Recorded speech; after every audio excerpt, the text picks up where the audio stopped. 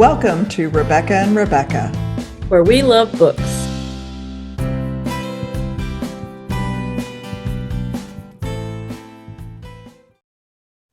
Well, welcome everyone to the latest episode of Rebecca and Rebecca, where we love books. And we are super excited today. Well, before I introduce our guest, I should introduce my co-host, the lovely Becky Yager, Rebecca Yager from Dallas, Texas. And I'm Becky Reed, Rebecca Reed. I don't know why I'm doing Becky today. I don't know.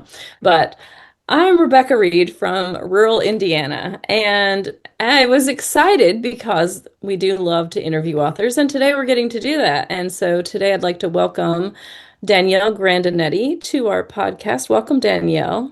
Thanks for having me. And we are going to talk about her writing and her book, Eyewitness Sketch. But before we do that, we're going to get into a little bit about her so you're introduced to her as well. Very, very good. And Rebecca, the show is called Rebecca and Rebecca. Just I know. I don't know. I don't know why I did that. I just do weird things. People Have you had enough expect coffee it, I yet think. today? No, coffee? I don't think so. Okay, maybe more is in order. Anyway, let's talk about Danielle instead of us. That's more fun. All right. Danielle Grandinetti writes award-winning 1930s historical romantic mystery and suspense. She is the 2026 Holt Medallion winner. Congratulations. And a second-generation Italian-American. Fueled by tea and nature, she crafts hope-filled historical romance novels exploring immigrant heritage, found family, and cozy Midwest traditions. Danielle's website is Danielle Grandinetti. We'll repeat that at the end of this. So welcome to Danielle. We certainly appreciate your time and we're glad you're here. Thank you so much. I'm excited to chat today. Good deal. Good deal. I'm going to talk to you about what you wanted to be when you grew up, because it seems like you achieved most of this. You're very impressive, by the way. Aw, thank you. But yeah, talk about what you wanted to be and then how you kept going with writing. So I wanted to be a writer from early on. I don't think I even realized I wanted to be a writer until as early as I did, until like I was going back over like some journals and realizing how much I loved stories. And I kind of pieced that together later in life, how story intertwined everything I did. I also love math, which story and math don't usually go together, it seems, but I love math, which I think leads to a lot of research and like stats and historical dates. And I love history and I love teaching. So I would like set up my little dolls in as a classroom and I would teach them all these facts and stuff. And um, at one point in my career, that's my dog Penny, who's like, there's food downstairs. Hi, Penny. I want to go investigate instead of listening to Mama talk. At one point, I was teaching writing and working in communication and writing. Like, it was one of those situations where, like, everything I'd ever wanted to do, I was doing. And it was absolutely incredible and very fulfilling to just feel that satisfaction. Oh, I think that's amazing. And you also are a traveler and have traveled a lot. And Rebecca's a good traveler, as am I. Yes, But love to travel as I do well. too. So my education background is in communication and culture, which that's what my grad degree is in, and I taught intercultural communication. So my not only growing up as a with immigrant family, but I love stories from other cultures. I love meeting people, and a lot of my degree, it was kind of a blend of intercultural communication and cultural anthropology. So blending those together, I think I love experiencing other cultures and meeting people with the varied stories that come from growing up with a history very much unlike mine. That sounds fascinating. I also enjoy when traveling and meeting other people. I always tell, I try to I'd been taking student groups on Fun. tours, and I always tell them, I was like, don't be afraid to talk to people that you meet Mhm. about their life and things. But Hmm. I don't know if there how many of them do it, but that's what I love that. That's fantastic. Me too. Okay. Are you still teaching? Are you teaching and I writing or? I had to retire after a couple decades when I had children. I had children later, so I'd already taught for 20 years, because I just could not balance teaching with having two little children at home. And then my writing career took off. So I miss it. I don't think I miss the administrative side of teaching, but I do miss the teaching part. So Mhm. I love to do workshops, or, if I get on like a virtual workshop, I've done quite a few of those over the last couple years, but yeah, I do. I miss the teaching part. I'm like, I have all of this information in my head. Does anyone want to hear it? Of course we do, but now you can, sprinkle that in your books because And you're quite a that is how it backlist turns there. out. Yeah. Yeah. So, maybe God had other plans here for you. Hmm. He wanted it sprinkled in a different way. All right. Yes. So you still have young children at home and you're writing. So you must have a writing schedule, how do you sort your day? So this is my first summer after having both boys in school. So writing has not happened this summer. I have found myself doing a lot of the admin work that gets, I prefer to write. So I'm not going to, update my website and actually, do all even though I enjoy that kind of thing, I'm a bit of a techie. I'm not at all, but I want to be. So I want to be. Anyway, I love dabbling. Again, that's the math side of my brain. I'm like, what can I build? That's true. Anyway, so last year was the first year I had both boys in full-time school. So all of a sudden I had all this time in my day, which is how I end up releasing as many books this year. I think I just kept writing. And summer hit and I was like, it's too like the, Yeah. the days are not, there's no schedule in the day. There is, but not really. Right. So school starts again in a month. So we'll find out as everyone kind of gets back into the routine. I'm like kind of looking forward to it. I've got a couple writing projects lined up that I'm like getting the research ready for so that I can just dive right in once they're here. That's good. Well, I love that because I mean, preparation is half of it, right? So if you can Hmm. get that done while you're not actually writing, then when you have time, you can just jump right in and really Yep. get a lot done. So how long yeah. does it take you to complete a book when you're not distracted by the little ones? So I'm an immersive writer. My best books I write when that's all I do is sit down and write. Um, which is why summer is I get interrupted so often. It's funny because I wrote so many of my books when they were little and at home, I'd sit on the sofa and just write. But because I think better when I have a distraction. But physically getting distracted and having to get up and do things and do something else doesn't quite work. Whereas short interruptions, I don't lose my train of thought. But all of that to say is I tend to write fast because once I sit down to write the story, it's all in my head and I just need to get it from my head to the paper. And the faster I can do that, the better the story is. It's like I need a mind link to just like empty the story. Yes. Yeah, Don't download. we all wish we had that? I know. It's like it's Yeah. all here. How fast can I get it down? Can I get, but I hear, you're a fan of dictation, are you I not? am. I've dabbled with it over the years, and it wasn't until the advent of AI actually that finally I found the right system. Mhm. So, and I say AI with a caveat. So again, I'm a little bit of a techie. I grew up, my first interactions with computers were MS-DOS. So the whole idea of giving an MS-DOS prompt, like it works with my brain. So like I dictate, I put it all in, a recording app.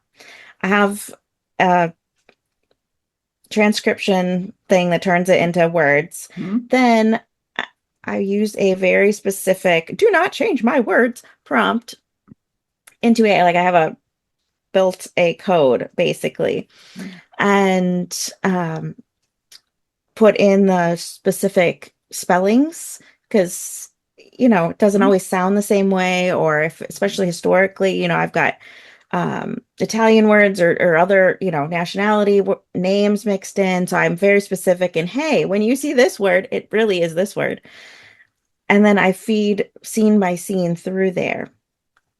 That's where I started.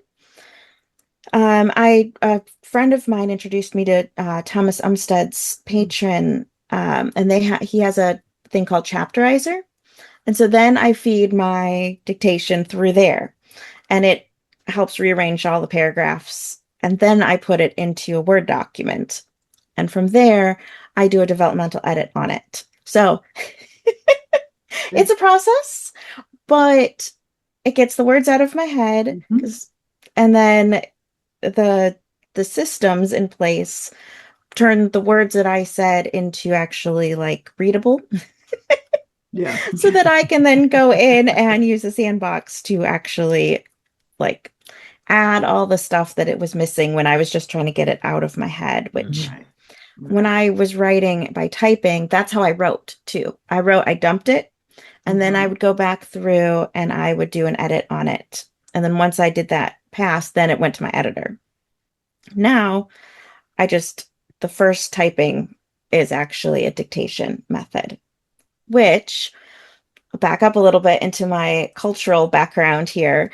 Oral storytelling is where I got my start in short stories and studying oral storytelling. And the oral storytelling traditions are fascinating, and I could go on for a while on oral storytelling. And so I feel like I'm tapping into that ancient form of story when I'm dictating. And then I just appreciate having, a virtual scribe being able to turn my words into printed text, which in the history of humans is actually a relatively new technology to be able to read. And it's also not the most accurate. The history of storytelling, oral stories and oral traditions passed down are more accurately transferred than written text. Written text is more likely to include inaccuracies than the oral storytelling traditions. Yeah, I know it doesn't. It is. So I want to do a little bit more study in how, you know, today's, tech of like, AI and these kinds of materials actually allow us to do more oral storytelling and almost tap into the ancient, our humanness even more, because we're getting away from, with like typing, you think the words, but then you have to manually and physically produce the words. Whereas when you're just speaking them first, it's a truer form, and it's actually a better way to express yourself and express your words. It's the way the brain functions. It's actually a cleaner system in how it does it, because it takes out the mechanics of actually typing or writing, or it's fascinating. This is me nerding. I love less translation Yes, involved exactly. when you Less speak translation it. Is that what involved. you're saying? Yep. Okay, Yep. that makes sense to me. Yeah. Yes. Right. And because I'm a Spanish teacher, Yeah. so I get Yeah. the idea of losing something in the translation, which is, Yep. I think, where where a lot of the errors come in, Yep. right? Because somebody didn't quite understand the nuance of the word or Mm-hmm. phrase or context that they were translating, and therefore it didn't come out in the new language exactly the way it Yep. was meant in the original language. Right. So I get Right. that. That makes perfect sense to me. Exactly. Yeah. Exactly. Whereas when it's told orally, it's the pure form. Hmm. Whereas when it's typed out, I mean, we know how English is, like one word typed out, but like explaining the nuance of language in written form, there's quite a bit lost in translation. Yeah. Well, Yeah, because when you're speaking, you get the body language and the inflections also. Yes. You don't have to explain that they cock their head because you can just cock your head or widen your Yes. eyes or whatever. All those things that we Yes. tend to overuse sometimes in fiction Yes. because it's Exactly. easy. Um, yeah. Wow, I like that a I lot. know, isn't it? I That's know. I fascinating. yes, I want to dive in more and like write a few articles about it. You know, the teacher in me is like, ooh, Mm-hmm. what can I share?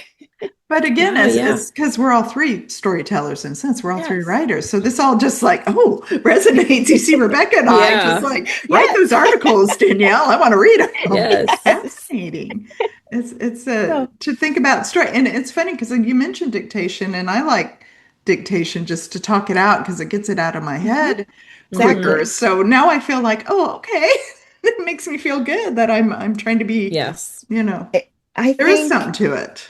Mm-hmm. there's a when the Industrial Revolution hit, there's the the fact that writing, like using typing or a pen, is considered better is actually something that it's a very colonial mentality because this idea of oral storytelling historically, traditions that didn't have a written language were considered less. Oh. And they needed to be replaced with the written word because the written word was considered superior because of the colonial industrial mentality. So actually going back to the more oral language, I read an article the other day that said the next generation is doesn't actually type prompts into AI or search, they speak them. And Yep. that's actually a reverting back to the original like mentality. Mhm. It's actually tapping into how our brains are actually wired. So it's not a bad thing. Now, will they lose some of the like ability to write or type? Well, that's a industrial skill that's not necessarily needed for um, the advancement of a society. Because all of these, like, think about the Incas and the Aztec, like these whole communities, they operated in a different form Mhm. and they were still industrial. They still were, these brilliant minds. It has Yeah, nothing to very do with the advanced. physical ability to type or write. Yeah, that Yeah. was because they only certain people could read, and it was not exactly the same methods that we think of as reading, but Mhm. Exactly. they did have a method of um Writing. maintaining, yeah, of writing Right. and also kind of record keeping, especially the Right. Inca. Keeping. Mhm. But it Right. was only known by a select few, and the majority of the population did not know how to do that, nor did they Right. really need to Need know. to. Right. Yeah. Right. Yeah. So Wow. I know it's taking us out of, and that's kind of where I've been diving into study of taking us out of the current bubble that we see, the historical bubble, and looking back, not just in our history, but like ancient history and other cultures and how they told stories, because story is as old as time. Yes. And Yes. and it's You It's can kind of the almost. one thing yes, that has continued Mhm. nonstop through every people group, every yes, Yeah. historical period, every it permeates like everything. everything. Yes, Yeah. Well, yes. I'm wondering because you talk about the oral storytelling, which is what we started, and then it started to be written down, Mm-hmm. and then now we're typing, and I've heard, and I haven't gone back to the oral, so this is why this is fascinating Yeah. me, but I've always heard writing it down is still better than typing because you're still thinking about the words and retaining it. So it's almost going another step back. So I don't want to say step back, but you know. it's so we think writing it down, but the writing it down it's not the writing it down part, it's the interacting with the text part. So it's a kinesthetic way. So in order to know that you've learned it and to retain it, you have to interact with the text itself. So however that you do that, whether you write it, whether you type it, whether you say it Excuse again, me. whether you act it out, whether you like your body, your whole physical body is involved in the words, that's how it sinks in and sticks, as opposed to it's we like to limit it to just, oh, this one thing that of course has to work for everybody. It's like, well, No, we all know right. the one thing doesn't work for everybody. Yes. No. That's true. Well, thank you, Professor Grandinetti. We You're appreciate welcome. I wasn't expecting to talk about all that today. We weren't either, but that's why we love it. No, but that's conversation. awesome. And Yeah. so that leads us into pronunciations, I think. Yes. Yes. Exactly. Yeah. Okay. Because because we were thinking about, we were discussing them privately and kind of sharing how we thought things were pronounced. And also I wanted to, before we jump into the pronunciation, I just wanted to add one more thing because I'm thinking this relates to the popularity of audiobooks. Do you not believe? Yes. Yeah. Yes, it does. Yes, it does. And Okay. that's what started. That's a whole That's what started my conversation, and then you had like my thought process, and then the dictation, and then with the whole AI prompt thing, Love like it. my brain's been going for a while, for a couple years probably. Okay. That makes sense. Yeah, Okay. love All right. it. I'll Yep. stop there and we'll just move into Yeah. because we could go on there for Yes. like We a could. long time as well. Yes. We may have to schedule her back again just Let's to do that, continue just for this fun. conversation Sure. because Let's talk about the art of storytelling with yeah, Danielle. I would love seriously. that. But Oh, that shall would be we? wouldn't that be a good class for a Okay. conference? Well, we'll The start. art of We'll storytelling. Oh my brainstorm gosh. after. All right. That would be fun. That would Okay. be fun. All right. Anyway, that's neither here nor there at this moment, but How about we talk Eyewitness Sketch? Let's talk the book. let's do.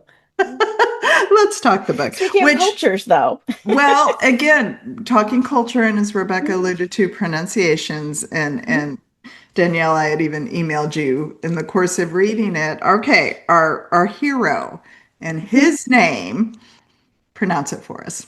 Andre. Andre. Okay. That's what I said. She's so proud because as I read it and the way it's spelled, which I've lost it. Andri. So in my head, I was going, is that Andre? Is it Andre? Is it on? And so I had emailed you. Was it long A, short A? Huh? But Andre, not Andre. Andre. Right. Johansson, right? Yes. Okay, Yes. with that silent J Yes. there. But I love the names. And anyway, the main So character. as I mentioned in that, the reason I went with Andre is because the history of Door County, but especially the islands right at the tip, it started with the Ojibwe. So Wisconsin has quite a few Native American tribes that have come in and out, and they've fought with each other. So land has changed hands before immigrants even arrived. And this is not talking about like the English. The English aren't never made it quite here until much later. So in this case, it was the Scandinavians that came, but especially the Icelandic. Most of the rest of northern Wisconsin has Swedish and Norwegian, which is part of the part of the heritage that you don't see. But so I wanted to acknowledge this Icelandic history because it does play a lot into the history of the story, with his background being the Icelandic and hers being Italian, which Italians were not in Wisconsin at all. So the fact that she was so different in a place of all these Norse, it's not even Scandinavian, it's Icelandic, like super Norse background. I wanted to play with that, exactly what we're talking about. No, it was interesting when you put Gabby on the island back with Andre, and you talked about her features and her coloring, and she really did stand out because I imagine she had more your coloring, right? There. So that was fun. You did that well, and I like that. I liked the different different cultures and That was a lot of her stories, actually mine, of interacting as someone who's darker, and not just mine, but like some of the words and some of the stories she told are ones my family has told, like of how prejudice has affected us because of our darker features and our darker hair, and how we've been the biases against darker. And at the time, it was really, really strong in the 30s, and my grandparents lived in the 30s and were immigrants here. So, like the stories I grew up with, I very much tapped into, again, back to oral storytelling, tapped into to show Gabby's story and how it related to being in a very white, albeit immigrant community, Right. and how that played out. So, how did you, because Gabby is an illustrative journalist, which I know Yes. was a thing. The newspapers did Yep. illustrations over photographs. How Right. did you come up? I mean, how did you even think that in the 1930s, which is an interesting time period, especially for the United States? Yes, yes. So, So the story itself was originally going to be contemporary. I had written it a while ago. And so she was going to be a photojournalist. And I'm like, this is the night, when I decided to write a journalist series, I had this, I'm like, I wrote one about a photojournalist. I can shift her to this series. Her name was totally different. She was willowy white stick figure, body type. I totally changed her. She was completely different. But as I pulled her into this story, I'm like, photojournalist doesn't fit for this story. What other kind of journalist could I do? And I'm like, sketch artist. I'm like, this is perfect for exactly the story I'm trying to tell. And the way I changed her character into this one, it just all came together for it. Well, it was Which, fascinating, learning about her, how she remembered things and yes, and how that, like her time in the morning to kind of just review all of the things she had seen and all that. I was just fascinated by yeah, that. And I thought that was just so interesting to read. Um, and how she just yearned to be more, be seen as more than what she was, yes. and I love that too. I love stories of, women in interesting, we've talked about this before, women in interesting occupations who are, trying to rise above what Mm-hmm. their male counterparts mhm. they see, and Mm-hmm. because in the time periods like this, that was not, women's lib was just beginning and there was Yes. hardly any, there was none of that like Mm-hmm. push for that Mm-hmm. widespread yet. And so, yeah, I love that cutting edge, kind of on learning, like earning respect one person at a time, so to Yes. speak. Yes. I one of the reasons I love writing the 1930s is because sometimes I feel like some of the older books, like sharing those kinds of stories almost feels a little disingenuous because it's like, okay, like you're the one unicorn in this situation. Whereas in the 1930s, like they were the not even the generation, but like the decade below the first pioneers. So I can push it a little bit more and find those more unique jobs, and it feels much more like how the culture is um rolling with it, or actually against it, because in the 1930s it was going backward because everyone was losing jobs. Mm, The Hmm. jobs that were left all went to the men. Dominion. And so they were actively removing women from jobs because you're taking jobs away from the men, Mhm. and there's so few of them. So women's, like you said, women's um, rights and all of that actually took quite a significant step backward in the 1930s. And so I love showing that and pushing that a little bit, because of all the advancements that were made in the 10s and 20s, and then the war started and it all went back because the Right. men were all Because fighting then they again. needed all the They women needed to the They fill needed the all the bodies. jobs, but women. all the Right. men were gone. Right. So But it's like, then But no, we're good then enough. but then 1950s hit and it went back the it other went way. back. Hmm. So it Yes. So just these waves of yeah, it's it's cyclical. But Yeah.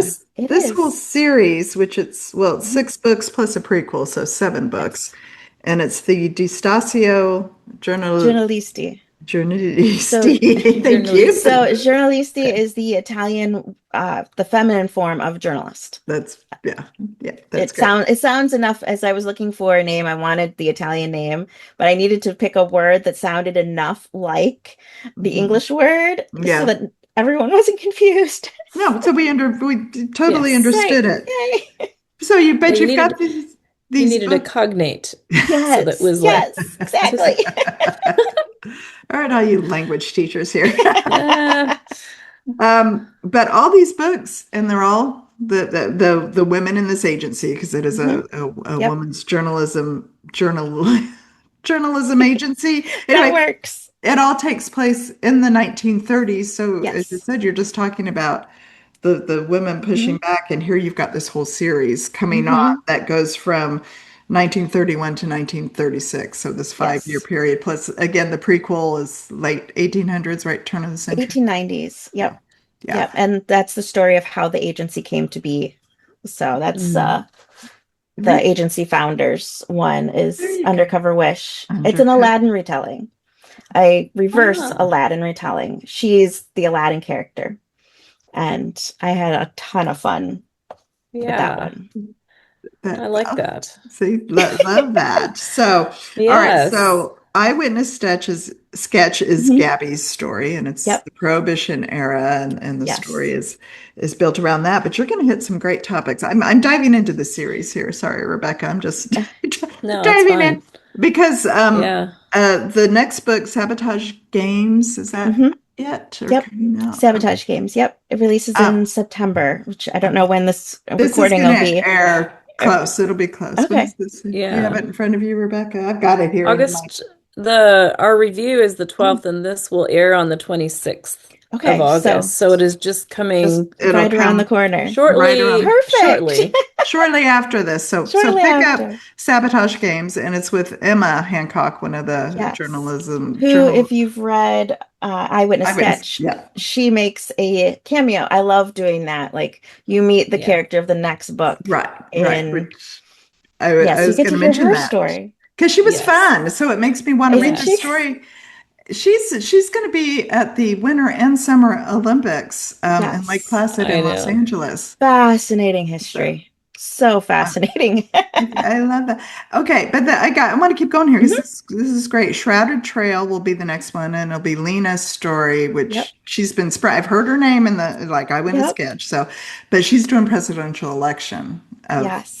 So that's 1932. at the beginning we were talking about my writing process. Hers is the story that I'm writing next. And so I have this you should see the number of books I have about FDR and the election and like I have the story. It's like forming in my head.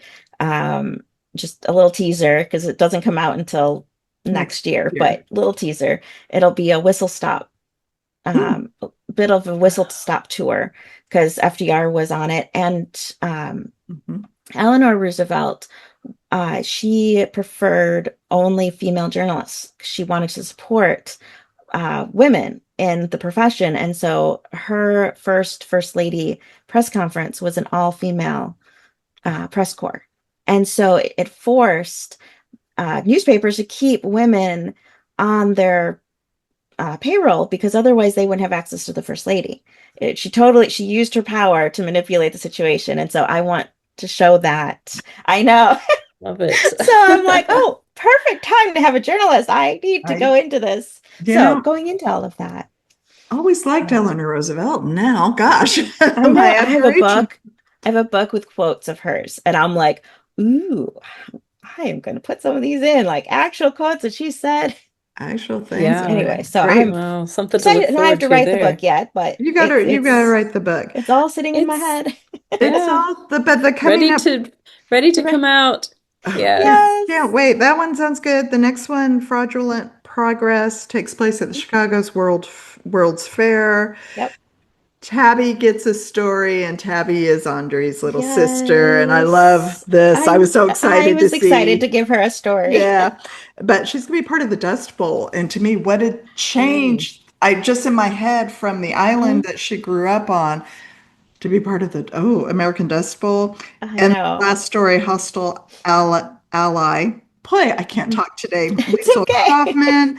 She's gonna go to the Berlin Olympics. It's Yes, I thought fascinating. that would be a perfect like bookend because these all these events are major events that happened in the 1930s. Like I'll Fascinating often take decade. unusual historical events and dive into those in my books. But I'm like, okay, but there were like some major like world-changing events that happened. I'm like, I need a story that just deals with those, like a series. So Right. that's kind of how the journalism series started because I'm like, I can't not talk about these things. But you know, because the Depression almost overshadows all these events that you're talking about, the Yes. election of FDR and the whistle stop Yes. and the Olympics that took place all around there. Hmm. Well, the Dust Bowl, part of the Depression. So I'm glad you mentioned that. The Chicago World's Fair. All these things, again, got almost overshadowed. So I love that you're bringing them out, Yeah. and I love that you have these Thank you. strong female Hmm. characters in all of these. So this is a series to keep an eye on, I Thank think. you. Hmm. I'm having Yes, fun. definitely. I can tell.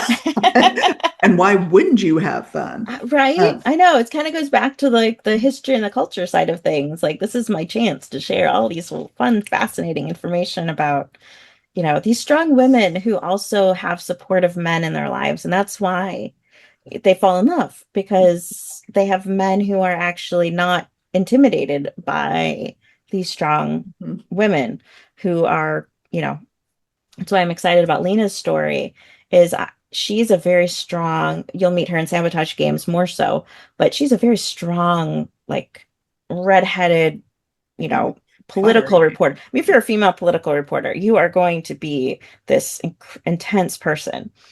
Yeah. And You have to be. the hero in the story, who you meet in Sabotage Games, is an FBI agent, but he's the sunshine to her intensity, and so she doesn't like him. And Yeah. but she runs into, and again, I tease this a little in Sabotage Games, she runs into a situation where they're going to need to get married, and it's gonna be fun. Just all of a sudden, all Yeah. the sparks, and the fact that this strong individual needs someone to actually help her legitimately. Right. And Right. all of a sudden, it's how someone who can be so strong, especially a female who's like trying to make it in a career that's not intended for her, Mhm. actually needs a man's help. And it's like, wait, that goes against everything she thinks. And yet it's the very thing that actually helps bring her to the best version of herself. So that's what I'm going to explore in Oh, the book. that's nice. So how it all Yeah. turns out in the end. Well, I always do happily ever after, so it'll turn out in some form. The Right. how. Yes. How do they I get still need to there? figure out the What's the how. journey? The Yeah. journey. The journey that they use. And in Eyewitness Sketch, I mean, you did use all of the things that you would think about that, the prohibition, with the Hmm. bootleggers and the speakeasies and the flappers and the Tommy guns and the Chicago mob and all the things that you would think like associate kind of with that. They're all in there and Hmm. it's so cool because and then the island setting, I think I love that too because of um, Yeah. it just kind of isolates all of them and forces them to, you know, Hmm. to deal with the situation. And yeah, it's meeting Andre's family was really a cool part of it, and just how all of it just came together, kind of in that tiny little place. Yes. Also, it was just you did a great job Thank of you. storytelling, there, I thought so. Yeah, I didn't catch the twist on the villains and how I did, and Rebecca and I are usually pretty good. I don't know if you caught Uh-huh. it, Rebecca, but I did not put it together until it Mm. happened. It's like, ah, I had an inkling, but it was not solidified, I Not think. that inkling, but not what it was. So, Right. Yes, so well Yeah. done. that's one of my Mhm. favorite things. Like Well you done. got to time it right. So like it's not a surprise because if it's a surprise, you're like, wait, what? Yeah. But But also a twist enough that you're like, oh, oh. Well, I think part of the why that turns out is because I never know at the beginning of the book. Like I'm just as I'm writing it, I find out along with everyone else. Like, and I have characters who completely surprise me, and sometimes the bad guys are like, wait, you're the bad guy? I did not see that one coming. So maybe my readers We won't have either. we have interviewed other authors who write like that Uh-huh. too, and I think there is something to that, Hmm. where you don't know, so you write the character as they are at the moment, and then it isn't as transparent. Not that it's invisible, but it's Yes, just not as transparent. Um, as a person who plots everything out from the beginning and then know exactly how it's going to be, because I feel like that just shades the way you would write the character it does. It does. differently. mm, And one of the things I love is the motivation behind why. Like again, as the communication person, the culture anthropologist in me, it's like our choices at the end of the climactic scenes, getting there is not, we don't jump there. Like there are little choices along the way that we as humans do to get there. So if I'm putting them in situations where those choices are leading toward this big event at the end, we don't know that that's where it's going to end from the beginning. Nobody does. Like we don't know how we'll react in a pressure cooker until we're put into a pressure cooker. So mhm. kind of following my characters to see how they act, and obviously the choices along the way lead to that. So from because the bad guy thinks he's the hero in his story. So True. Mhm. like allowing him to develop that way is Hmm. Just- Yeah, part of it's really it. good. It's really good. yeah. So, writers, pay attention. That's Yes. that's a tidbit there for you and for us. So, all right. Well, can you share again how Yes. people can connect with you and keep up with all these goings on and shenanigans that you're going to Yes. give us in the future? So you can always find me on my website at daniellegrandinetti.com, and that's like my hub of everything's there. You can order books there, you can Mm. follow my newsletter there, you can find my links to the various social medias on there. And if you want to connect more personally, my newsletter is the best way. And readers get a complimentary ebook when they join my newsletter. Again, links right there on the website. Or you can go to Danielle Grandinetti /fireside news, all one word, and that'll take you right to the sign up page. I send a weekly email out. Might sound like a frequent thing, but I send it out every Monday morning, and I see it as a way to hopefully brighten my readers' weeks.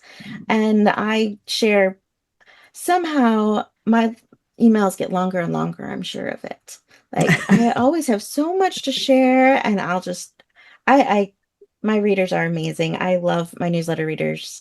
I love interacting with my readers. So if you are ones who love that interaction, do find me there.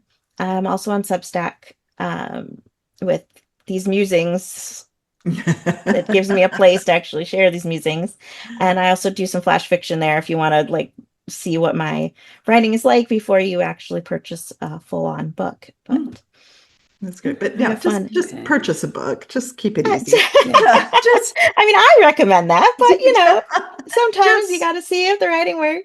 if Yeah. you want to dive into the 1930s with a cozy mystery, a little bit of romance, and about strong women characters, Hmm. and especially with this journalistic agency, then pick up, well, Undercover Undercover Wish Wish is is the the prequel. prequel of how the agency starts, but the first book in the Yes, series is is Eyewitness Sketch yes, that we've talked yes. about here. But again, there's what, five more books following that. So, Hmm. got a lot to keep Yes, up on. So go to absolutely. daniellegrandinetti.com, sign up for a newsletter, and so you can keep up with all of this fabulous It's fun. stuff. Yeah. Danielle, I definitely think we're going to have to having I you would back love to Yeah. to. just talk oral story, talk Hmm. storytelling. I think that would be a Yeah, great It's thing. fun. Yeah, that yeah. would be. We could talk to you all day long. So thank you so much for your time Oh, you're today. very welcome. My My pleasure. pleasure. Thank you for having me very much. Good. All right, Rebecca. September is an interesting month for us. Not, September, not all of yes. it is planned yet, but we're going to talk to a group of friends that you collaborated with for a series Yes, of the Nashville series. I was super fortunate to be invited to collaborate on The Heart of Nashville, which is a series that several of the books will be out when this airs, and we're going to chat about our collaboration and how we worked together and what we did, kind of just how it came about.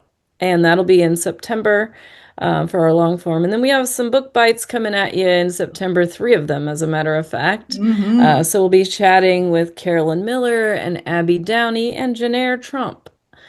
So those are all things to look forward to as well. And you can find all of the links and schedule and all the things Rebecca and Rebecca at rebeccaandrebecca.com. So go there if you're not sure what you want to look for or you need a link. Everything is there, so you can find it. And we are super glad that you joined us today, and we hope that you will come back. We hope to hear from you. We're always willing to engage in a conversation with our listeners and our viewers as well. So send us those replies and comments, and we'll have a chat. So Well, until yeah, let's chat again. Thank you, Danielle. Pick up Eyewitness Sketch. Look for the rest of her books. Look for what's upcoming with Rebecca and Rebecca at rebeccaandrebecca.com. And we will see you next time. Take care, everyone. bye.